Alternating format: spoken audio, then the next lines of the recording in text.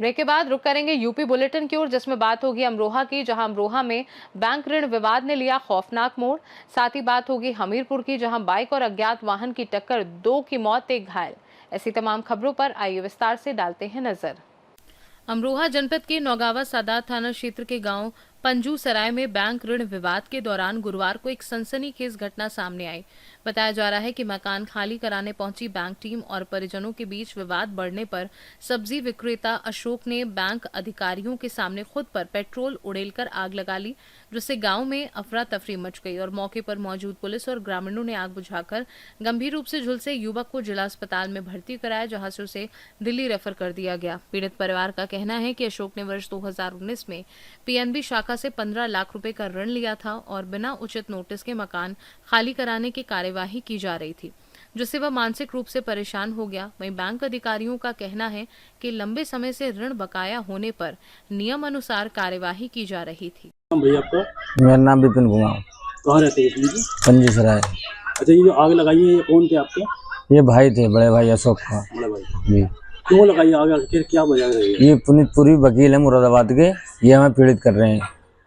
किस लिए क्यों पीड़ित कर रहे हैं आप? ये बैंक से मैंने लोन लिया था, लोन जमा भी हो गया, फिर भी इन्होंने फर्जी तरीके से मेरी जगह दूसरे के नाम करा दी। उनका नाम है तैन वर्मा और आयरन वर्मा। ठीक, इन्होंने मेरे से 15 लाख रुपए भी ले लिए। सील लगाने के बाद इन्होंने मुझे समय दिया, बोले उस समय पे जाकर रह लगो, और उस जगह हम अपनी जगह पे भी रह लगे। फिर ये 8-9 महीने के बाद अब आए हैं, मेरे बच्चों के साथ मारपीट करी इन्होंने, पुलिस प्रशासन के साथ आए गए और हम थे नहीं हैं, हम गांव में फेरी मारने गए थे, ठेली लगाते हैं हम। उसके बाद जब हम आए तो हमारे साथ भी इन्होंने बदतमीजी करी, हाथ पैर हम जोड़ लेते, इन्होंने नहीं सुनवाई करी, ना कोई इन्होंने ऑर्डर दिखाया ना कुछ।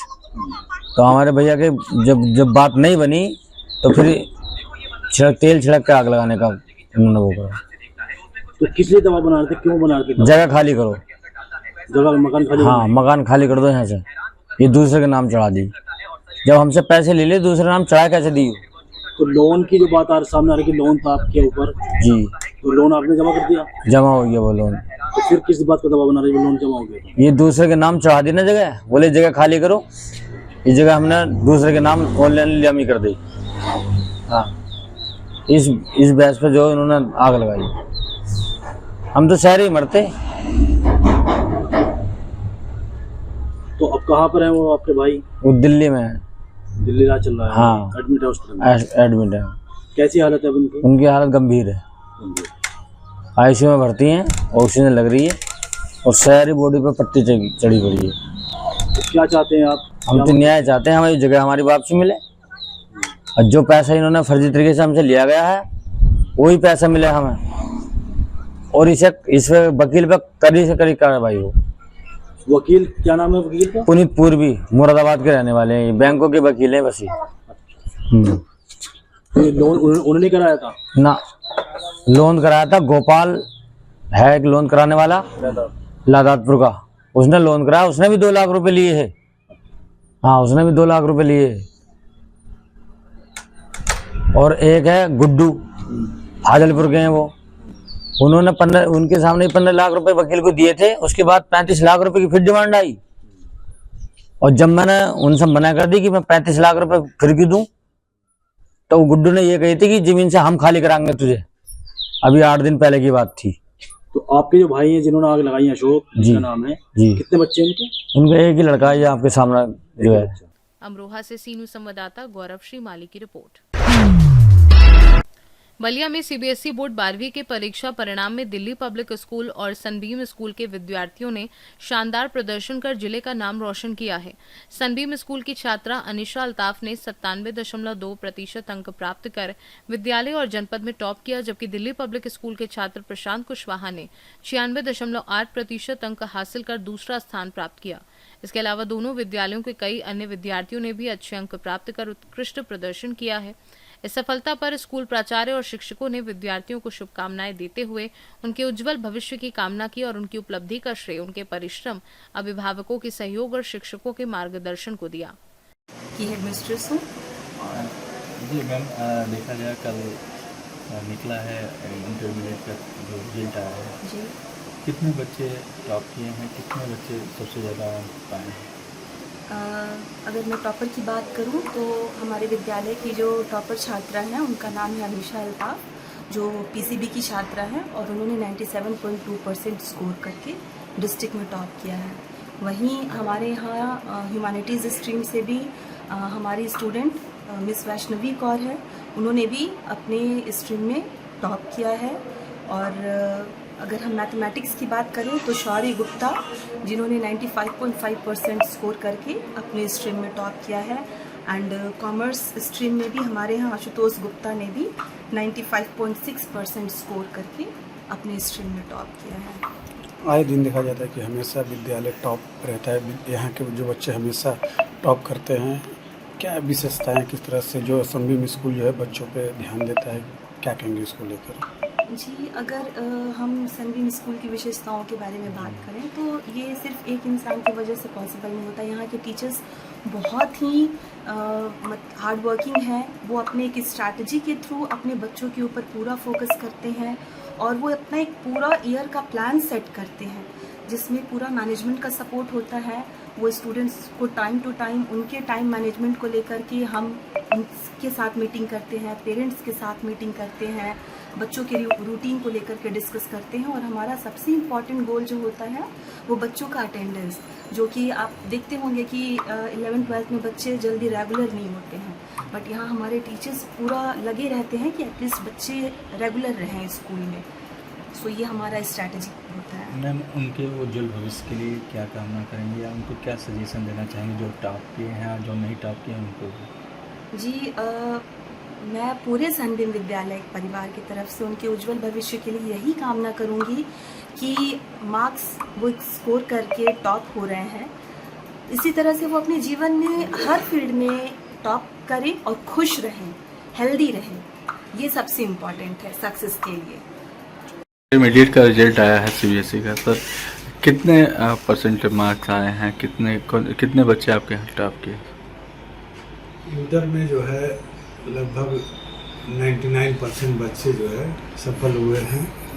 केवल एक बच्चे का रिजल्ट सही नहीं आया। और जिले में प्रशांत कुशवाहा जो है, हमको लगता है कि टॉप पोजीशन पे या दूसरे पोजीशन पे हैं। इनका जो है इंटर में 96.8% मार्क्स आया है और सब्जेक्ट के हिसाब से इंग्लिश में 99 नंबर है, मैथ्स में 97 है और फिजिक्स में 95 है, केमिस्ट्री में 96 है और फिजिकल एजुकेशन में 97 है। उसके बाद जो है सेकेंड नंबर पे है मोहम्मद कामिल, इनका जो है मार्क्स जो है 94% प्लस है। उसके बाद मिराज हैं 92.8, सौम्या 91.2 और नमन गुप्ता हैं 90 प्लस में भी हैं। इस तरह सारे बच्चे जो है अच्छा किए हैं इस बार। पिछली बार भी जिला टॉपर थे पर स्कूल के, तो हाई स्कूल इंटर दोनों में थे। इस साल हाई स्कूल में 96 गया था, 2% कम हुआ, लेकिन इंटर में टॉप रैंक में पहला या दूसरा पोजीशन इनका होगा बायो मैथ ग्रुप में। जी, देखा जाए कि दिल्ली पब्लिक हमेशा जो है बच्चों को लेकर अच्छी शिक्षा देती है और लगातार जो है जब भी रिजल्ट आती है तो चौंकाने वाला आता है और इसमें Ballia Delhi public convent school का जरूर उसमें नाम आता है। कैसे ये संभव हो पाता है, किस तरीके से आप लोग मेहनत करते हैं बच्चों के ऊपर? एक्चुअली में बच्चों को उनकी रिस्पांसिबिलिटी पहले बताई जाती है कि बच्चे आप पढ़ते हो तो क्यों पढ़ते हो। अगर बच्चे को माइंड मेकअप हो जाए कि हमें कुछ करना है तो पढ़ाई में दिल लगाता है, क्योंकि बिना पढ़े समाज में उसको कोई स्थान मिलेगा नहीं और देश निर्माण में एजुकेशन सबसे इम्पॉर्टेंट होता है। क्योंकि यही बच्चे जाके फॉरेन में कोई डॉक्टर, इंजीनियर, साइंटिस्ट बनते हैं और वहाँ से करोड़ों लाखों भेजते हैं तो हमारे भारत में विकास होता है, विदेशी मुद्रा आती है, पेट्रोलियम में खरीदारी होती है। तो हम लोग की इच्छा रहती है कि बच्चे जो है अपने क्षेत्र में स्पेशल हों और आगे बढ़ें ताकि देश भी आगे बढ़े।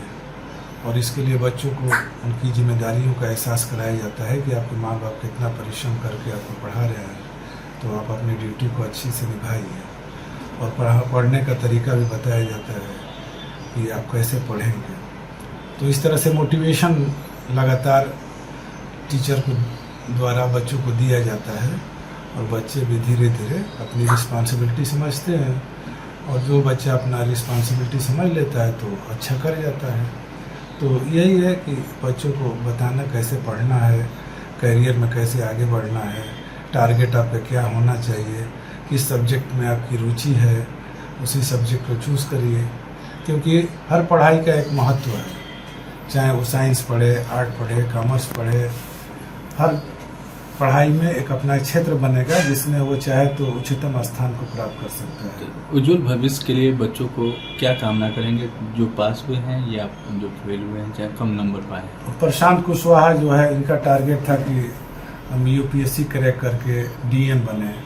तो इच्छाएं तो है और काम भी अच्छा कर रहे हैं। अभी आईआईटी का एग्ज़ाम हुआ मेन, उसमें जो है 99.7 परसेंटाइल आया था। और मेन एग्ज़ाम संडे को है, तो एडवांस बोला जाता है, तो एडवांस एग्ज़ाम में देंगे। और ये दूसरे जो टॉपर हैं उनका नीट टारगेट था, तो इसमें 600 लगभग किए थे, लेकिन नीट का एग्ज़ाम कैंसिल हुआ तो दोबारा देंगे। तो इस तरह से सब बच्चे अपना टारगेट बना के चलते हैं और स्कूल कॉलेज भी टॉप करते हैं, जिला भी टॉपर होते हैं और अपने फील्ड में भी जाके अपने स्थान को प्राप्त करते हैं। महाराजगंज से सीनू संवाददाता, बलिया से सीनू संवाददाता आनंद दुबे की रिपोर्ट। चंदौली जनपद के चकिया तहसील क्षेत्र के भीषमपुर गांव में उस समय हड़कंप मच गया जब गांव के बड़े तालाब में हजारों मछलियां मृत अवस्था में पानी की सतह पर उतराती मिली, जिससे पूरे इलाके में सनसनी फैल गई और तालाब के आसपास ग्रामीणों की भीड़ जुट गई। तालाब से उठती तेज बदबू और भयावह दृश्य के कारण लोगों में दहशत का माहौल है। जानकारी के अनुसार वर्ष 2021 में चकिया तहसील प्रशासन द्वारा ये तालाब राजू साहनी को मत्स्य पालन के लिए लगभग 4,70,000 रुपए में आवंटित किया गया था, जिससे उनके परिवार की आजीविका चलती थी। अचानक हजारों मछलियों की मौत से उन्हें भारी आर्थिक नुकसान हुआ है। पीड़ित ने प्रशासन से लिखित शिकायत कर जांच और मुआवजे की मांग की है, जबकि ग्रामीणों को आशंका है कि तालाब में जहरीला पदार्थ डाले जाने से ये घटना हुई होगी। मामले को लेकर गांव में आक्रोश और चिंता का माहौल बना हुआ है। नाम और परिचय बताइए। सर, मेरा नाम है राजू साहनी, पिताजी का नाम है मनराज साहनी। मैं भीषमपुर निवासी रहने वाला हूँ। अच्छा, एक बात बताइए, जो भीषमपुर में तालाब में मछलियाँ मरी हैं उसके ठेकेदार क्या आप ही हैं? हाँ सर, हम ही हैं। तो इसका ठेका किस विभाग से होता है? तहसीलदार विभाग से होता है। इसका ठेकेदार मतलब ठेका कराते हैं, तहसीलदार स्वयं खड़ा होकर ठेकेदारी बोलाते वहीं पर होता है। हैं। तो आप लोग बोली बोल किसको लिए थे? हाँ, बोली बोल। कितना में आपका ये ठेका हुआ था? 4,70,000। किस सन में हुआ था? 2021 में हुआ है। अच्छा, ये जो मछली आपकी मरी है करीब लमसम आप बताइए कि कितना नुकसान हुआ होगा आपका? लगभग हुआ होगा सर 4 लाख के लगभग। 4 लाख के लगभग। बच्चा आप सब छोड़े थे? हाँ सर, छोड़े थे। कितने का बच्चा छोड़े थे इसमें? छोड़े थे सर 50,000 का। 50,000 का बच्चा 2 छोड़े साल थे। का बच्चे थे। हाँ, 100 का पर 2 साल। तो आप सरकार से क्या गुहार लगाना चाहते हैं? वहाँ लगाएंगे सरकार की, जब वही है, देखिए मुआवजा मिल जाए तो अच्छा रहेगा। 2 साल से पाल उसके बच्चे बढ़ गए थे। और कुछ इस पे शंका जाहिर कर सकते हैं गांव वासियों पर, या अराजक तत्वों के द्वारा कोई विषैला पदार्थ फेंक दिया डाल गया? सकते हैं सर, अब किसी के ऊपर शक करे, किसी के ऊपर शक तो नहीं कर सकते। गांव तो सभी अपना है, गांव के बीच में है सर। यह खबर एसडीएम साहब को और दे दिया है, तहरीर दिए हैं? हाँ, तहरीर दिए। एसडीएम साहब क्या आपको बोले हैं? बोले सर कि अब चलिए दिखाते हैं उसको, देखते हैं क्या होता है। चंदौली से सीनू संवाददाता मधुप श्रीवास्तव की रिपोर्ट। हमीरपुर जिले के मौदहा थाना क्षेत्र में बीती रात इंडियन ऑयल पेट्रोल पंप के पास बाइक और अज्ञात वाहन की आमने सामने टक्कर हो गई, जिसमें 2 युवकों की मौके पर ही मौत हो गई, जबकि एक युवक गंभीर रूप से घायल हो गया। जानकारी के अनुसार टिकरी गांव से कपसा जा रहे बाइक सवार राम बिहारी, राम बहोरी और समीर वर्मा हादसे का शिकार हो गए। सूचना मिलने पर मौदहा पुलिस और डायल 112 की टीम मौके पर पहुंची और सभी घायलों को सीएचसी मौदहा भेजा, जहां डॉक्टरों ने राम बिहारी और समीर वर्मा को मृत घोषित कर दिया, जबकि राम बहोरी को गंभीर हालत में रेफर कर दिया गया। पुलिस ने शवों को कब्जे में लेकर पोस्टमार्टम कराया और अज्ञात वाहन की तलाश शुरू कर दी है। 2026 को समय करीब रात 9:30 बजे सूचना प्राप्त हुई कि एक मोटरसाइकिल पर सवार व्यक्तियों को अज्ञात लोडर वाहन के द्वारा इंडियन पेट्रोल पंप ग्राम टिकरी बुजुर्ग में टक्कर मार दी गई है। सूचना प्राप्त होने पर पीआरबी व थाना मौदाहा की पुलिस के द्वारा मौके पर अविलंब पहुंचकर घायलों को सीएससी मौदाहा इलाज के लिए लाया गया, जहां डॉक्टरों के द्वारा घायलों में से 2 व्यक्ति समीर पुत्र राम बोहरी उम्र 20 वर्ष एवं राम बोहरी पुत्र बोड़ा रहदास उम्र 40 वर्ष को मृत घोषित कर दिया गया एवं घायल तीसरे व्यक्ति राम बोहरी पुत्र शुकवा उम्र 48 वर्ष का इलाज चल रहा है। प्रकरण में अन्य वैधानिक कार्रवाई प्रचलित है। हमीरपुर से सीनू संवाददाता ब्रजेश कुमार की रिपोर्ट। पुरंदरपुर थाना क्षेत्र में गुरुवार रात स्वर्ण व्यवसायी से लूट की बड़ी वारदात सामने आई है, जिससे इलाके में सनसनी फैल गई है। लक्ष्मीपुर बाजार निवासी रंजीत सोनी अपनी दुकान बंद कर बाइक से घर लौट रहे थे, तभी मलहनी फुलवरिया के पास जंगल किनारे पहले से घात लगाए करीब आधा दर्जन बदमाशों ने उन्हें रोक लिया और बियर की बोतल व डंडों से हमला कर गंभीर रूप से घायल कर दिया। हमले के बाद बदमाश उनसे करीब 1.5 किलो चांदी, 20 ग्राम सोना और बाइक लूटकर फरार हो गए। घायल व्यवसायी को पहले सामुदायिक स्वास्थ्य केंद्र ले जाया गया, जहां से उनकी गंभीर हालत को देखते हुए जिला अस्पताल रेफर किया गया। घटना के बाद व्यापारियों में दहशत और आक्रोश का माहौल है। वहीं पुलिस ने मौके पर पहुंचकर जांच शुरू कर दी है और सीसीटीवी फुटेज के आधार पर बदमाशों की तलाश की जा रही है। कैसे हुआ, क्या मामला है? हम आ रहे थे बाइक से जी, जंगल के पास मोड़ पे ही जी, रोक दिए बाइक, हमारे आगे सामने लगा दिए। अच्छा अच्छा, सब मोचा बांधे हुए थे काला। जी, रोक के पहले बियर बॉटल से मारे हमको। बियर के बोतल से? हाँ हाँ। फिर हमारा एक सोने का बैग था, आगे टांगे हुए थे जी, उसको छीनने लगे जी, तो हम वहाँ से गाड़ी से उतर के भागने लगे। अच्छा। फिर वो डंडा से दौड़ा के हमको सर पे मारे। सिर पे मार दिए? हाँ, तो छीन गए तो वो नहीं छीन पाए। अच्छा अच्छा। तो वहाँ पे जब आए भागने लगे तो फिर वहाँ 1-2 आदमी भी थे जी, तो वो लोग नहीं बचा पाए। अच्छा। फिर एक आदमी आए, चलतू आदमी आए, उन्होंने गाड़ी खड़ा किया तो ये लोग भागने लगे। अच्छा तो ये 2 गाड़ी लेके उधर भाग गए, एक और उधर भाग गए जी, हमारी बाइक लेके। अच्छा, आपकी बाइक कौन बाइक थी? कौन सी? अपाची थी। अपाची थी। हाँ। और सामान जो था जो डिग्गी में था, 1.5 किलो चांदी था और 20 ग्राम सोना था। डिग्गी में क्या, कितना चांदी था? 1.5 किलो और सोना था, 20 ग्राम। 20 ग्राम सोना था। हाँ। वो लेके, और बैग का सामान बच गया? बैग का जो सोना था वो बच गया। अच्छा, तो क्या लोग थे वो सब? वो लोग 6 लोग थे। 6 लोग थे। आप अकेले थे? हम अकेले थे। आप यहाँ के रहने वाले हैं? हाँ, यहीं के रहने वाले। क्या नाम है? रंजीत सोनी। लक्ष्मीपुर? हाँ, सोनारी मोहल्ले में रहते हैं। और उसके बाद तब आपको लोग यहाँ कौन लेके आया?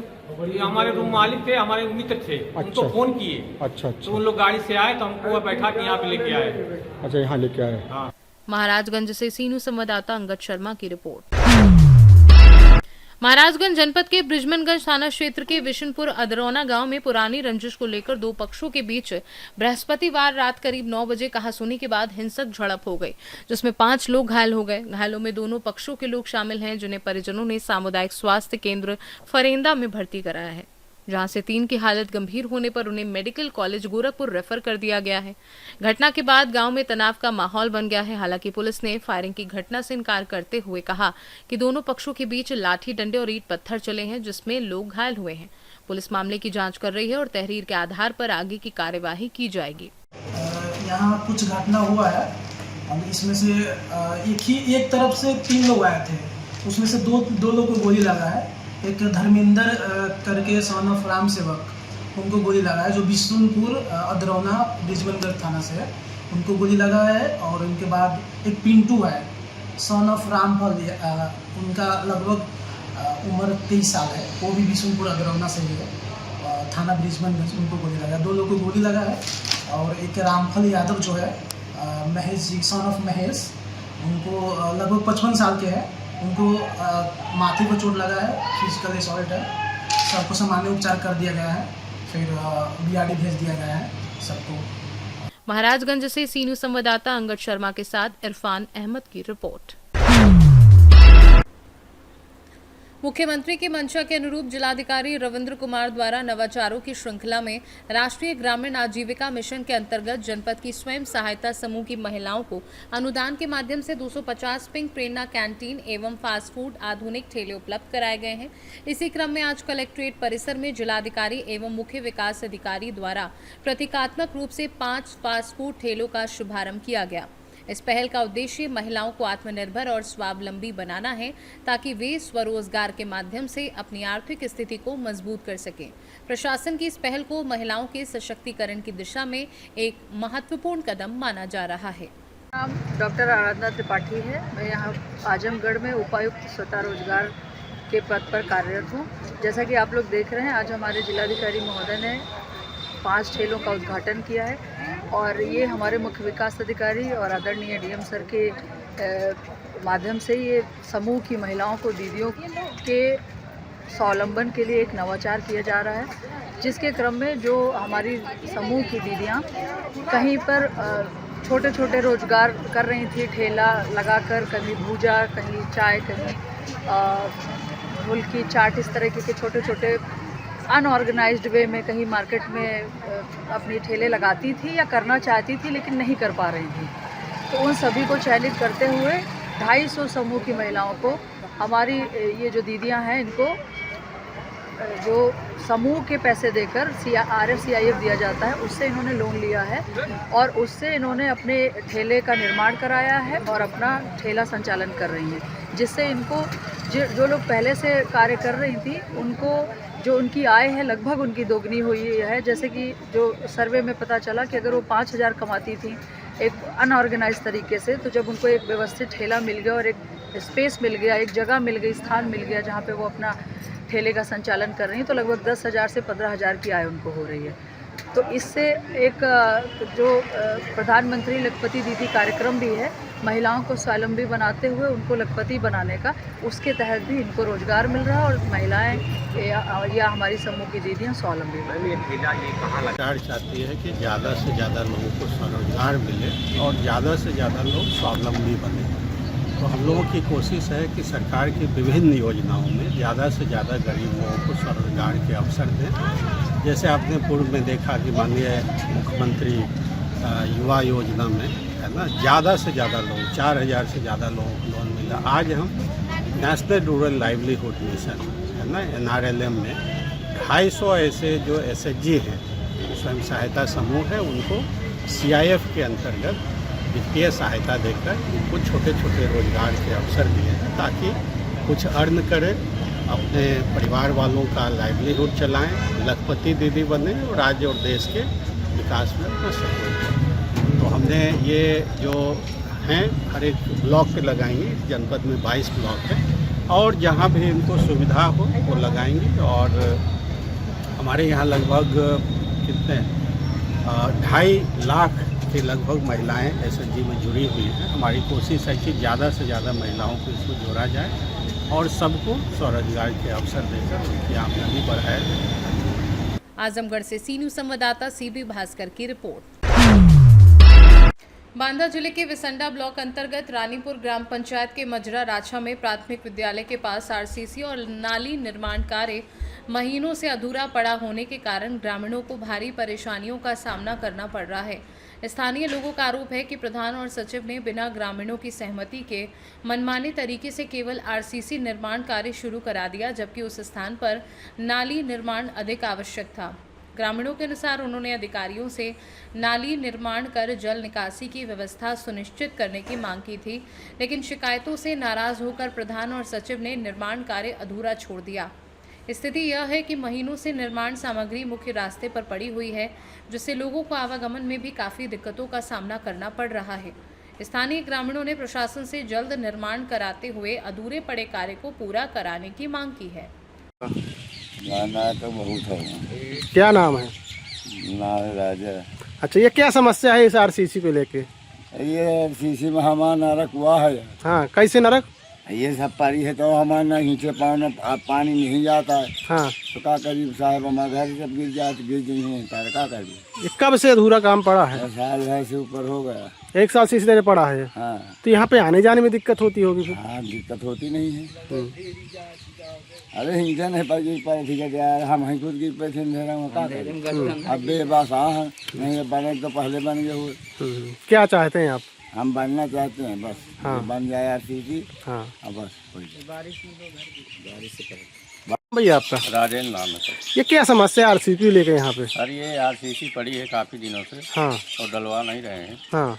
ये बन जाए तो ये बारिश में समस्याएं खत्म हो जाएंगी। हाँ। हमारे घरों की सुरक्षा हो जाएगी। पानी निकलने की समस्या है सर। तो ये काम अधूरा पड़ा है क्या? जी। कब से पड़ा है ये हो गया 4-6 महीने से तो पड़ा ही है सर। अच्छा, काम अधूरा पड़ा तो इसमें क्या दिक्कत हो रही है? अब सर इसमें ये है कि नाली बनवा दिया जाए। हाँ। और ये आरसीसी पहले से डली थी, तो इसकी मरम्मत करवा दिया जाए, तो इसको आरसीसी डलवा दिया जाए इसी के ऊपर। अगर समय से काम नहीं हो तो क्या दिक्कत होगी? दिक्कत सर यही है कि हमारे घरों में पानी घुस जाएगा, हमारे घर गिर जाएंगे। आपका सिरुमन नाव। कौन सा गांव है? ये गाछा है। अच्छा, ये आरसीसी को लेके क्या समस्या हो रही है आपको? आरसीसी अब पड़ जाएगी, जो नाली नहीं बनेगी, आरसीसी दबा दिया है तो हमारा मकान गिर गई है। हाँ। सारा पानी 4 महीना का मकानों में गई, कहाँ तक बांधेगी? क्या आरसीसी ऊंची पड़ रही है क्या? आरसीसी ऊंची तो हाई है, ये नाली की बदौलत पानी नहीं जा रहा। नाली नहीं है। हाँ। तो पानी कहाँ जाएगा? क्या चाहते हैं आप? अब हम ये चाहते हैं कि नाली बन जाए। हाँ। और नाली पहले और फिर ये आरसीसी बन जाए। हाँ। पानी के गिरे के पहले ये काम हो जाए, बारिश के पहले हो जाए। हाँ, समय से। हाँ, बारिश के पहले काम हो जाए। नहीं, बहुत तकलीफ है। बांदा से सी न्यूज़ संवाददाता रामकृपाल यादव की रिपोर्ट। चित्रकूट के राजापुर थाना क्षेत्र में डीयूपी डायल 112 में पुलिसकर्मियों पर एक युवक को बेरहमी से पीटने का आरोप लगा है। ग्राम पंचायत भाभेट में पति पत्नी के विवाद की सूचना पर पहुंची पीआरबी टीम युवक को थाने ले जाने के नाम पर साथ ले गई, लेकिन परिजनों का आरोप है कि रास्ते में सुनसान जगह पर उसकी पिटाई की गई, जिससे उसे गंभीर चोटें आईं। घायल युवक का इलाज सामुदायिक स्वास्थ्य केंद्र राजापुर में कराया गया। घटना का वीडियो सोशल मीडिया पर वायरल हो रहा है। हालांकि बाद में युवक ने थाना राजापुर में बयान बदलते हुए पुलिसकर्मियों को दोषमुक्त बताया और अपने परिवार पर आरोप लगाया। प्रधान जी, आप ये बताइए, जो है कल का मैटर है, जो अभी तक कोई कार्यवाही नहीं हो पाई है, जो है एक अनुसूचित व्यक्ति को जो है पुलिस वाले पीआरबी के जो जवान ने मारा है बेरहमी से, कई जो है जख्म भी आए हैं, उसके संबंध में आप क्या कहना चाहेंगे? मैं ग्राम पंचायत प्रधान प्रतिनिधि हूँ। मुझे आज दोपहर को 12 बजे जानकारी हुई, तब मैं पीड़ित परिवार के पास आया। उनका थोड़ा हल्का फुल्का विवाद था। विवाद होने के बाद 100 नंबर को फ़ोन किया गया। 100 नंबर आई, 100 नंबर उसको बेरहमी से मारा। 100 नंबर को मारना न चाहिए, उसको सुलह समझौता करवा देना चाहिए। यदि कोई व्यक्ति समझ नहीं रहा तो उसको समझाने का प्रयास करना चाहिए। इस तरह के बेरहमी से मारना अनुचित है। अनुचित। क्या चाहते हैं? इसके बाद मैं चाह रहा हूं कि इनके जो व्यक्ति गलत काम किया है उसके ऊपर कठोर कार्रवाई होनी चाहिए। यदि ये नहीं, यहाँ से नहीं हो रहा तो ये शासन प्रशासन के आगे जाएंगे, योगी बाबा तक जाएंगे। ये अपनी बात योगी बाबा तक रखेंगे। यदि कप्तान साहब या सीओ साहब इस मामले को संज्ञान में नहीं ले रहे तो ये आगे तक जाएंगे। क्या जो है पुलिस वालों को जो है मारने का आदेश है? नहीं है, पुलिस वालों का न मारने का आदेश है। अब पुलिस वालों को आगे आना चाहिए तो प्रधान गांव का प्रतिनिधि है, उससे जानकारी लेना चाहिए। प्रधान जी क्या बात है, किस तरह है, मेरे गांव की जनता है। नहीं सही। आखिर मुझसे बताती, इसके बाद मैं जब उस काम में फेल हो जाता तब उसको उस तरह उसके पास प्रधान न दिया। सही बात है। मैं तो यही चाह रहा हूँ कि उसके साथ उचित कार्रवाई हो, दोषी के पास दोषी को सजा मिले, पीड़ित परिवार को न्याय मिले। घर में थोड़ा मैटर तो मैं 112 को फ़ोन किया, वो आई तो मैं बोला मतलब थोड़ा मेरा मामला है, यहीं सुलझा दीजिए, नहीं थाने में आते हैं। ऐसे बोला, बोलते बोलते मेरे 2 झापड़ मारा।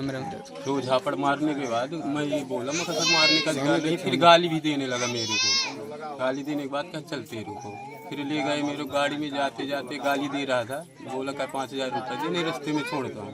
फिर थाने के पास ले गया, थाने के सामने थाने का वही है, तो उधर अंदर जाके मेरे को बहुत मारे। कौन कौन लोग थे मारने में? मारने में 2 लोग थे, लेकिन एक ही मार रहा था, दूसरा नहीं मार रहा था। किस चीज से वार किया गया? वो प्लास्टिक का रहता नहीं पुलिस वालों का, उससे मारा। एक लकड़ी का उधर बाम्बू पड़ा था, उससे मारा है, डंडा यानी लकड़ी का। क्या विवाद था? पति पत्नी में थोड़ा वही कहा सुन की वजह से।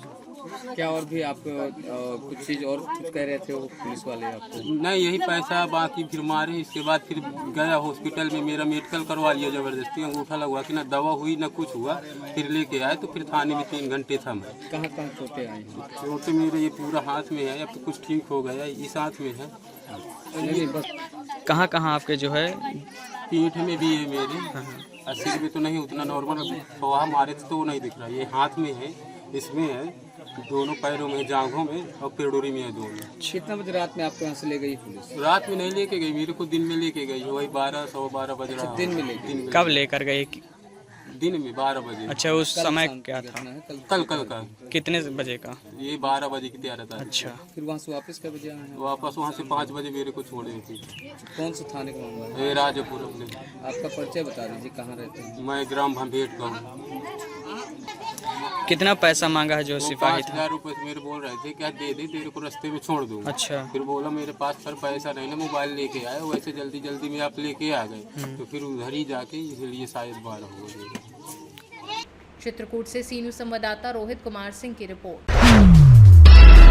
गोंडा में नशे में धुत बैंक मैनेजर की कार से बड़ा हादसा सामने आया। कोतवाली करनैलगंज क्षेत्र के चोरी चौराहे पर तेज रफ्तार कार ने बाइक सवार 2 सिपाहियों को टक्कर मार दी। हादसे के समय दोनों पुलिसकर्मी गश्त पर थे। टक्कर इतनी जोरदार थी कि दोनों सिपाही गंभीर रूप से घायल हो गए। उन्हें तत्काल इलाज के लिए ट्रॉमा सेंटर लखनऊ रेफर किया गया, जहां उनका उपचार जारी है। घटना के बाद पुलिस ने कार चालक बैंक मैनेजर को गिरफ्तार कर लिया है। बताया जा रहा है कि आरोपी नशे की हालत में वाहन चला रहा था। फिलहाल पुलिस मामले की जांच में जुटी है। गोंडा से सी न्यूज़ संवाददाता मुजीब आलम की रिपोर्ट। गुरुवार शाम कोंच पुलिस क्षेत्राधिकारी परमेश्वर प्रसाद की अगुवाई में नगर में पैदल मार्च निकाला गया। पैदल मार्च कोतवाली से शुरू होकर पुरानी स्टेट बैंक तिराहा होते हुए मार्कंडेश्वर चौराहे तक पहुंचा। इस दौरान बड़ी संख्या में पुलिसकर्मी मौजूद रहे। पैदल मार्च का उद्देश्य नगर में सुरक्षा व्यवस्था का जायजा लेना तथा आमजन में सुरक्षा का एहसास कराना रहा। इस मौके पर कोतवाली प्रभारी निरीक्षक ब्रजेश बहादुर सिंह, अतिरिक्त इंस्पेक्टर अरुण कुमार यादव सहित कई पुलिसकर्मी मौजूद रहे। जालौन से सी न्यूज़ संवाददाता जितेंद्र कुशवाहा की रिपोर्ट। संगम नगरी प्रयागराज में बुधवार को आए भीषण चक्रवाती तूफान ने जिले में भारी तबाही मचा दी। इस प्राकृतिक आपदा में अब तक 26 लोगों की मौत की आधिकारिक पुष्टि हो चुकी है। हालात का जायजा लेने और पीड़ित परिवारों को सांत्वना देने के लिए उत्तर प्रदेश सरकार में जल शक्ति मंत्री एवं जिले के प्रभारी मंत्री स्वतंत्र देव सिंह प्रयागराज पहुंचे। उन्होंने अस्पतालों और प्रभावित क्षेत्रों का दौरा कर राहत कार्यों की समीक्षा की।